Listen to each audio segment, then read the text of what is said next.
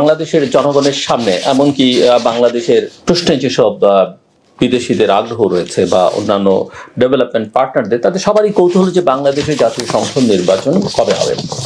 যতক্ষণ পর্যন্ত না জনপ্রতিনিধিরা শাসন ক্ষমতায় বা রাষ্ট্র পরিচালনা করছেন, ততক্ষণ পর্যন্ত এক ধরনের পলিটিক্যাল স্ট্যাবিলিটি আছে দেশে, সেটা বলা যাচ্ছে না।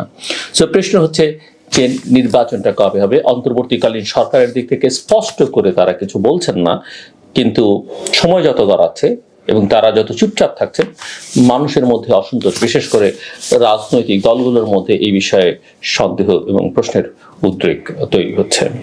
এই ধরনের সরকার বাংলাদেশে এবারই প্রথম নয়।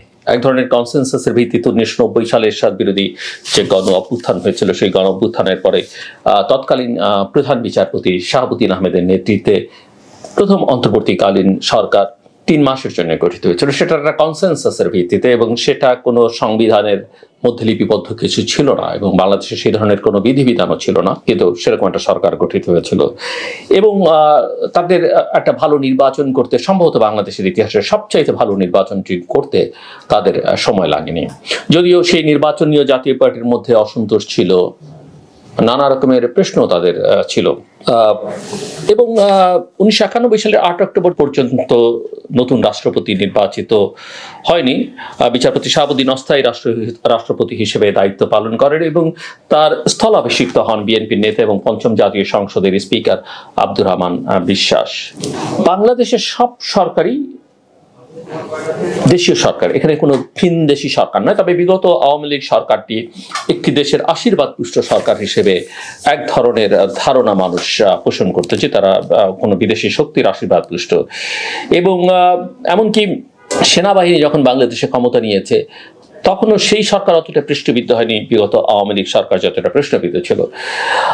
এবং আমাদের রাজনৈতিক নেতৃত্ব নিজের পছন্দসী দলকে জাতীয় সরকার বলে অনেক সময় দাবি করে। জাতীয় ঐকমত্যের সরকার শেখ হাসিনা করেছিলেন 1996 সালে।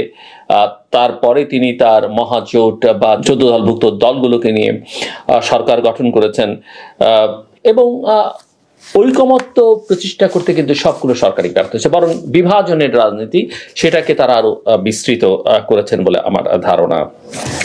91 পরে 1996 সালে সংবিধান অনুযায়ী, যেই 96 সালের 15 ফেব্রুয়ারি নির্বাচনের মধ্য দিয়ে, একতরফা নির্বাচনের মধ্য দিয়ে বিএনপি জাস্ট মাসখানেকের মতো ক্ষমতায় ছিল এবং তার মধ্যে এক রাতের মধ্যেই তারা প্র্যাকটিক্যালি, মাসখানেকেরও কম সময় সম্ভবত যতদূর মনে পড়ে, এক রাতের মধ্যেই তারা সংবিধান সংশোধন করে তত্ত্বাবধায়ক সরকারের বিধানটি, বিরোধীদের দাবি অনুযায়ী বিধানটি সংবিধানে সন্নিবেশিত করেন এবং সেই নির্বাচন হয়েছিল বিচারপতি হাবিবুর রহমানের নেতৃত্বে এবং 2001 সালে বিচারপতি লতিফুর রহমানের নেতৃত্বে গঠিত তত্ত্বাবধায়ক সরকারও 3 মাসের মধ্যেই নির্বাচন করে সংবিধান অনুযায়ী, যেমনটা বিচারপতি হাবিবুর রহমানও করেছিলেন। এবং সেই সব নির্বাচন নিয়ে নানা রকমের প্রশ্ন, নানা রকমের সমালোচনা থাকলেও মোটা দাগে নির্বাচনগুলো বাংলাদেশের ইতিহাসে ভালো নির্বাচন হিসেবে চিহ্নিত। সমস্যাটা তৈরি হয় 2006-7 সালে গঠিত তত্ত্বাবধায়ক সরকারটি। এটি আসলে সংবিধান অনুযায়ী হয়নি, এটি সেনা সমর্থিত বিশেষ পরিস্থিতিতে, যখন রাজনৈতিক দলগুলোর মধ্যে তীব্র বাদানুবাদ, তীব্র সংঘাত, সহিংসতা, তখন সেনা সমর্থিত একটি সরকার হয় 2 বছরের জন্য।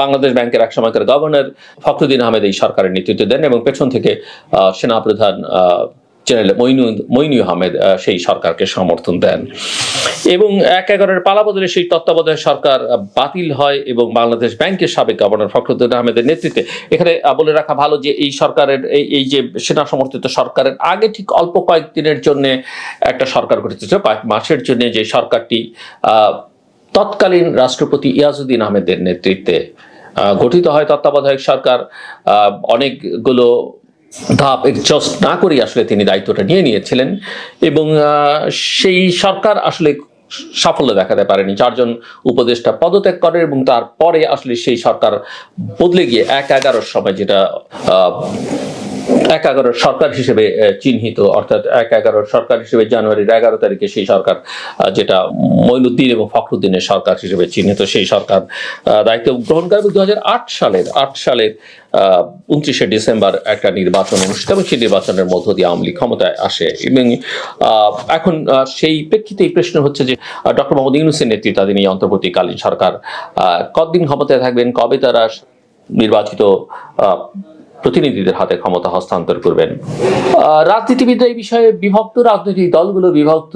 তারা কেউ দ্রুত নির্বাচন চাইছেন, কেউ বলছেন সংস্কারগুলো করে নির্বাচন দিতে হবে, কেউ মনে করেন কিছু সংস্কার করে সরকার নির্বাচন দিক। কোনো কোনো দল আবার বলছেন যে তাদের কথাবার্তা আচরণ এটা প্রকাশিত, যেমন নির্বাচনটা যত দেরিতে হয় সেই সব দলের জন্য এটা খুব ভালো। যেমন আমরা স্পষ্ট করে বললে জামাত বা জামাতের অ্যালাইজ হিসেবে যারা পরিচিত তারা খুব দ্রুত নির্বাচন চাচ্ছেন এমনটা মনে হয় না। বিএনপি রয়েছে কথা বলবার চেষ্টা করছে, কিন্তু নির্বাচনটা হলে তাদের জন্য সুবিধা হয় এবং তারাই যেহেতু এটা সাধারণভাবে একটা পারসেপশন যে ক্ষমতায় যাবেন নির্বাচিত হয়ে, কাজে তারা একটু যত দ্রুত নির্বাচন হয় সেটা তারা আশা করছেন। সো যেটা আমি বলছিলাম যে মানুষের মধ্যে কৌতূহল আছে এবং এটা নিয়ে সরকারের মধ্যে আমরা এক ধরনের দ্বিধাদ্বন্দ্ব দেখতে পাই, যে কারণে এক এক উপদেষ্টা এক এক সময় এক এক রকম কথা বলেন এবং সেখান থেকে সরেও আসেন, কিন্তু প্রধান উপদেষ্টা এই বিষয়ে কিছু বলছেন না। সেনা প্রধান জেনারেল ওয়াকুরুজ্জামান 18 মাসের মধ্যে নির্বাচনের কথা বলেছিলেন এবং সেটাকে অনেকেই সাধুবাদ জানিয়েছিলেন, যদি সরকারের কেউ কেউ বলেছেন যেটা ওনার ব্যক্তিগত কথা, এটা সরকারের ভাষ্য নয়।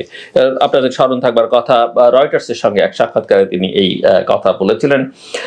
আসিফ নজরুল চ্যানেল আই এর সঙ্গে আমি যে টেলিভিশনটিতে কাজ করি সেই টেলিভিশনের সঙ্গেই বলেছিলেন যে 2025 সালের মধ্যে নির্বাচন হবে। পরে তিনি আবার কথা সংশোধন করেন। ব্রিগেডিয়ার জেনারেল শাখাওয়াত হোসেন তিনি দেশের বাইরে গিয়ে বলেছেন 2026-এর কথা। ধর্ম উপদেষ্টা বলেছেন আওয়ামী লীগের তো 4.5 বছর বাকি ছিল, কাজে 4.5 বছর আরো তারা থাকতে পারেন, এবং নানা রকমের কথাবার্তা তারা বিভিন্ন সময় বলবার চেষ্টা করেছেন। সম্প্রতি ওয়াহিদুদ্দিন মাহমুদ শিক্ষা উপদেষ্টা তিনিও কিছু কথা বলেছেন এবং সেই কথাও শেষ পর্যন্ত সরকারের সবার কাছে গ্রহণযোগ্য হয়েছে বা সবাই মেনে নিয়েছেন সেটা বলা যাবে না। সো তাদের মধ্যে কথার একটা গরমিল আমরা সবসময় লক্ষ্য করি এবং প্রধান উপদেষ্টা জাতির উদ্দেশ্যে বিভিন্ন ভাষণে বিভিন্ন সময় বলবার চেষ্টা করেছেন যে অত্যাবশ্যকীয় সংস্কারগুলো করেই আসলে নির্বাচনটি তিনি দিতে চান বা তার সরকার দিতে চায়, কিন্তু আবার তিনি বলছেন বা বিভিন্ন সময় বলেছেন যে রাজনৈতিক দল যখন চাইবে তখনই হবে, রাজনৈতিক দল যা চাইবে তাই হবে। সো নির্বাচন নিয়ে এই যে মতবিরোধ এবং সেটা ভোটের হিসেবে নানা রকমের কাজ করছে। কোনো দল যেমনটা মনে করে যত তাড়াতাড়ি নির্বাচন হয় তত ভালো, কোনো দল মনে করে নির্বাচন যত বিলম্ব হবে ততই তাদের সুবিধা।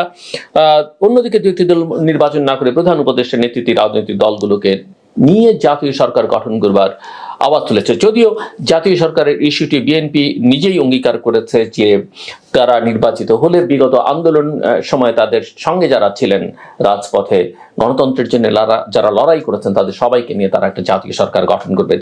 সো কি হবে না হবে সেটা বলা মুশকিল, তবে সব মিলিয়ে এটা মোটামুটিভাবে বোঝা যায়, এটা মোটামুটিভাবে স্পষ্ট হচ্ছে দিন যতই গড়াচ্ছে তাতে 2025-এর মধ্যে নির্বাচনটা হতেই হবে। আমার কথা শুনবার জন্য আপনাদের অসংখ্য ধন্যবাদ।